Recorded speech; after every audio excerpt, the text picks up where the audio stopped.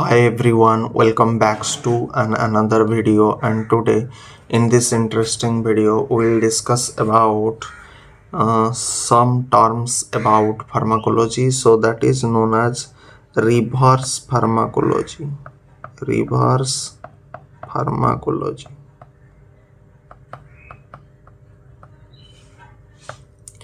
Reverse pharmacology का generally concept क्या होता है? ओके, रिवर्स फार्माकोलॉजी का कॉन्सेप्ट क्या होता है? As the name indicate that it is a reverse pharmacology. Pharmacology का रिवर्स होना, इसको बोला जाता है रिवर्स फार्माकोलॉजी। अब ये क्या बात हुआ कि फार्माकोलॉजी का रिवर्स हो जाना? जी हाँ, फार्माकोलॉजी का रिवर्स हो जाना सचमुच यही है, इसका मीनिंग यही है, फार्माकोलॉजी का रिवर्स होना। तो फार्माकोलॉजी बेसिकली क्या है? मैंने प्रीवियस वीडियो में सारा बनाया है कि फार्माकोलॉजी क्या होता है। फार्माकोलॉजी में आपका सब इंक्लूड आता है, ड्रग के ऊपर जो भी स्टडी किया जाता है वो क्या होता है? फार्माकोलॉजी। ये वर्ड को आप डिवाइड करो ना, फार्माकॉन, आई बात समझ में? फार्माकॉन, फार्माकॉन मीन्स क्या होगा? ड्रग। ओके, एंड ये लोगस का मतलब क्या हो गया? स्टडी। ठीक है ना? तो फार्माकोलॉजी का मतलब क्या हो गया? ड्रग के ऊपर स्टडी। अब ड्रग के ऊपर जितने सारे स्टडी होता है वो सारा का सारा फार्माकोलॉजी में आता है। मोटे तौर पर दो विभाग तो आता है, जैसे कि pharmacodynamic and pharmacokinetic. So pharmacokinetic में क्या आएगा? आपका ऑब्जर्वेशन आएगा, डिस्ट्रीब्यूशन आएगा, मेटाबॉलिज्म आएगा, एक्सक्रीशन आएगा। ओके, इसके साथ फार्माकोडायनेमिक में क्या आएगा? मैकेनिज्म ऑफ एक्शन आएगा, और भी जितने सारे जो टर्म होता है, जैसे कि ड्रग रिसेप्टर बाइंडिंग कॉम्प्लेक्स जो होता है वो भी आएगा, और जितने भी आपका एडवर्स क्या होता है, मतलब ड्रग का डिफरेंट टाइप ऑफ इफेक्ट आता है। तो हम अगर उसको दो कैटेगराइज अगर हम करेंगे, एक होता है वांटेड इफेक्ट, मतलब जो हम ड्रग से चाहते हैं, एंड एक होता है आपका अनवांटेड इफेक्ट जो कि हमें नहीं चाहिए। तो ये भी आपका फार्माकोलॉजी का पार्ट है। ओके, ये भी फार्माकोलॉजी का पार्ट है। सो वांटेड इफेक्ट में मान लीजिए आप कोई भी ड्रग ले रहे हैं, मान लीजिए आप आटेनोल ले रहे हैं बीपी के लिए, लेकिन आटेनोल तो आप खा रहे हो, लेकिन उसके साथ उसके साइड इफेक्ट के तौर पर आप कुछ चीज़ें भी कंज्यूम मतलब आपके साथ हो रहा है। आप ये नहीं चाहते हो कि आटेनोल खाने के चलते हमें कोई मतलब नसिया हो, वोमिटिंग हो, या ब्लूरेड विजन हो, या जितने सारे एडवर्स इफेक्ट, साइड इफेक्ट इसके साथ जुड़े हैं, कॉन्ट्रा इंडिकेशन जुड़ा है, ये जितने सारे contraindication, adverse effect and hypersensitivity reaction, all are comes under that is called pharmacology. तो रिवर्स फार्माकोलॉजी में आपका क्या होता है? ड्रग के ऊपर स्टडी होता है। सो आपके जितने भी preclinical trial, clinical trial, all are under pharmacology, all are under pharmacology, क्योंकि ड्रग के ऊपर आप स्टडी कर रहे हो। ठीक है ना? लेबोरेटरी से आपका क्लिनिक तक का जो सफ़र होता है वो एक ट्रेडिशनल मेजर होता है, एक traditional system of drug delivery होता है, traditional system of drug discovery होता है। ओके, लेबोरेटरी से क्लिनिकल तक। लेकिन रिवर्स फार्माकोलॉजी में क्या होता है? रिवर्स फार्माकोलॉजी में यही चीज का वाइस वर्सा हो जाएगा। अब वाइस वर्सा कैसे होगा? क्लिनिक से लेकर के लेबोरेटरी तक जो भी चीज होगा वो क्या होगा? आपका रिवर्स फार्माकोलॉजी।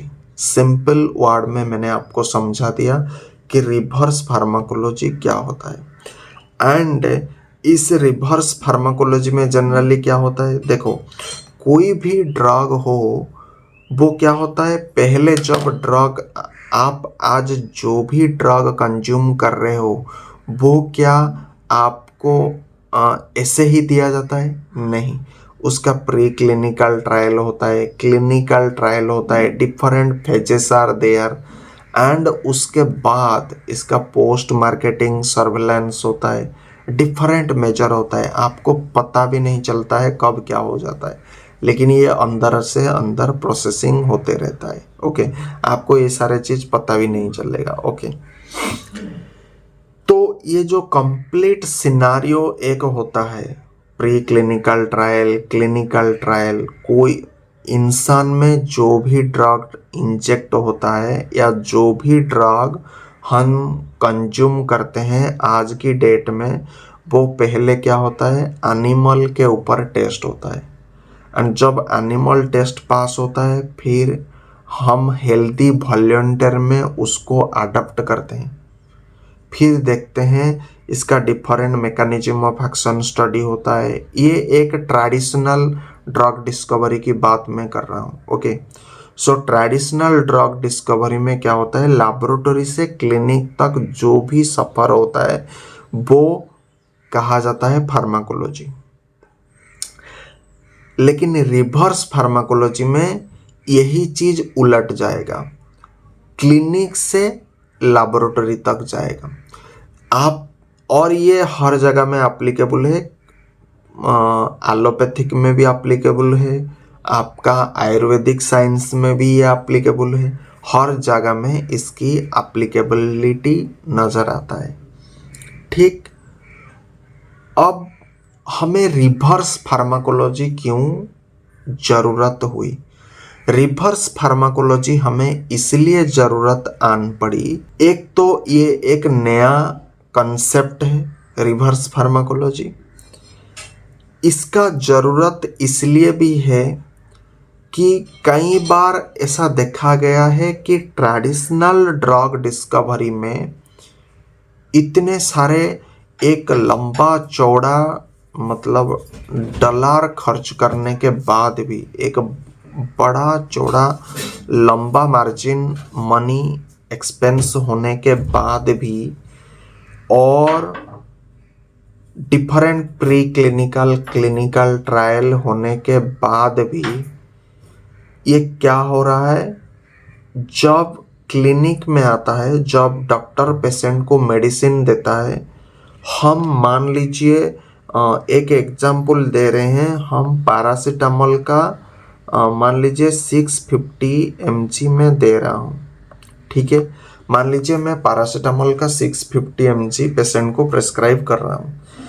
अब हो रहा है क्या कि मुझे इतना कंफर्म है कि 650 mg अगर मैं प्रेस्क्राइब करूँगा ये ज़्यादा पोटेंसी नहीं दिखाएगा, लेकिन कई बार ऐसा होता है कि ये मैक्सिमम पोटेंसी शो करता है, मैक्सिमम पोटेंसी शो करता है।